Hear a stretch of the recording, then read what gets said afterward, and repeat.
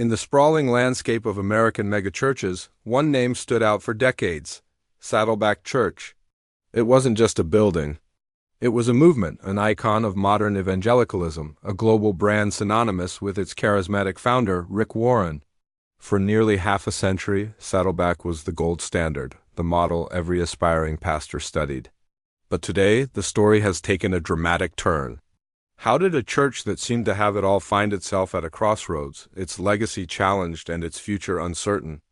This is the story of Saddleback Church, its meteoric rise, its profound influence, and the internal conflicts that now threaten to unravel everything.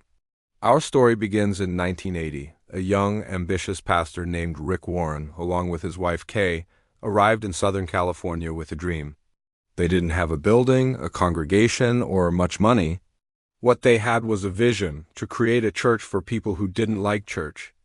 They held their first service on Easter Sunday in a high school theater, and from that humble beginning, something extraordinary began to grow. Warren's approach was revolutionary for its time. He ditched the traditional organ and stiff pews, opting for contemporary music, casual attire, and sermons that spoke directly to the everyday struggles of modern life. He focused on what he called the unchurched, using marketing surveys to understand their needs and hesitations. This philosophy was encapsulated in his purpose-driven model. The idea was simple yet powerful.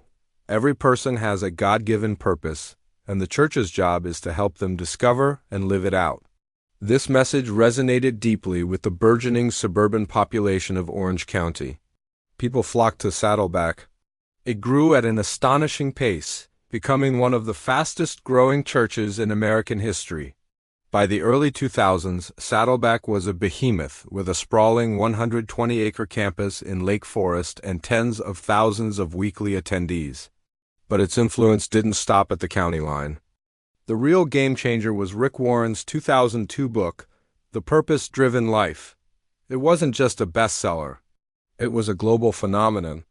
Selling over 50 million copies, it became one of the best-selling nonfiction books in history.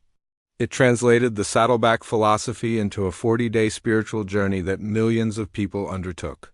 Suddenly, Rick Warren wasn't just a California pastor, he was America's pastor.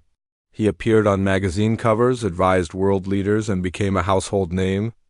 The purpose-driven model was exported to churches worldwide, creating a vast network of congregations all following the Saddleback blueprint. The church's influence was immense, shaping the very landscape of 21st century Christianity. Saddleback's success wasn't just about numbers. It was also about innovation. They launched the PEACE plan, an ambitious global initiative to tackle poverty, disease, and illiteracy. They were pioneers in using technology, building a massive online community long before it was standard practice.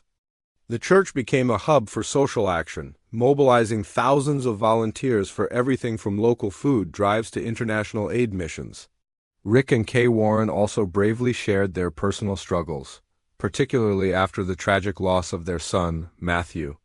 Their vulnerability created a powerful connection with their congregation and the wider world, destigmatizing mental health discussions within the church. For decades, Saddleback seemed unstoppable, a perfect fusion of spiritual depth and cultural relevance. But beneath the surface, tensions were beginning to brew. The turning point in many ways was the question of succession. After 42 years at the helm, Rick Warren announced his retirement in 2021. Finding a successor for such a legendary founder is a monumental task for any organization. The church eventually named Andy Wood, a pastor from a smaller but fast-growing church in the Bay Area, as the new lead pastor. However, the transition was far from smooth. Shortly after the announcement, allegations of an abusive leadership style surfaced against Wood from his previous church. While investigations cleared him of disqualifying misconduct, the controversy cast a shadow over his arrival and signaled a new, more turbulent era for Saddleback. But the bigger storm was gathering on a different front. For years, the Southern Baptist Convention, the denomination to which Saddleback belonged, had been wrestling with its identity. A growing conservative faction was pushing for stricter adherence to doctrine, particularly the Baptist Faith and Message 2000, which states that the office of pastor is limited to men. Saddleback had long operated with a degree of independence, but in 2021, Rick Warren ordained 3 women as pastors, a direct challenge to the SBC's official stance. Warren argued he had a theological change of heart, believing the Bible supported women in ministry. This was a seismic event. For the SBC, Saddleback was its largest and most famous member church. For Saddleback, the SBC was its denominational home, a network that had supported its growth. The ordination of women set the two on a collision course. Then, in 2022, following Rick Warren's retirement, Andy Wood and his wife Stacky were installed as the new lead pastors, with Stacky being given the title of teaching pastor.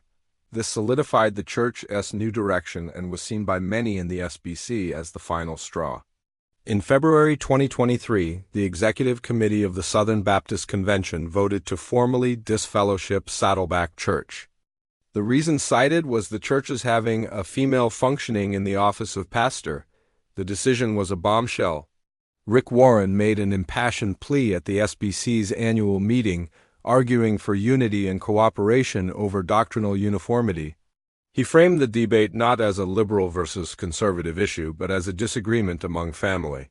He warned that focusing on such a secondary issue would shrink the denomination and damage its mission. But his appeal was unsuccessful. The messengers of the convention voted overwhelmingly to uphold the ousting of Saddleback. Just like that, the partnership that had defined American evangelicalism for decades was severed. So, where does this leave Saddleback Church?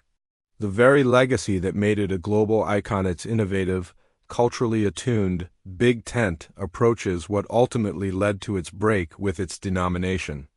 The doctrine that had been a foundational part of its identity was reinterpreted, leading to a conflict that couldn't be resolved. The church that was once seen as the model of success is now charting a new, independent course. It retains its massive congregation, its global reach, and its considerable resources. But it has lost its denominational anchor and faces a future outside the institutional framework that helped build it. The story of Saddleback is a powerful case study in the life cycle of a movement.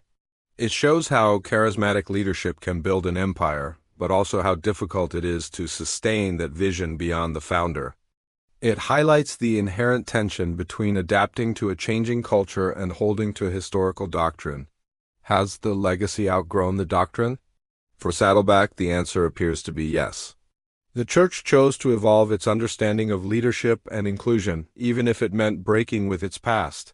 For the Southern Baptist Convention, the doctrine was non-negotiable, even if it meant losing its most prominent member. The rise and fall of Saddleback's relationship with the SBC isn't just an internal church squabble. It reflects the broader fractures in American evangelicalism and the struggle to define its identity in the 21st century. As Saddleback moves forward under new leadership and with a new sense of independence, it faces a critical question. Can the purpose that drove its incredible rise sustain it through this new chapter of uncertainty? Only time will tell. The church that was built for people who do unlike church now finds itself in a place it never expected, on the outside looking in. The next chapter of its story is yet to be written. Thanks for watching. If you found this story interesting, don't forget to like this video and subscribe to our channel for more deep dives into the movements and figures shaping our world. See you next time.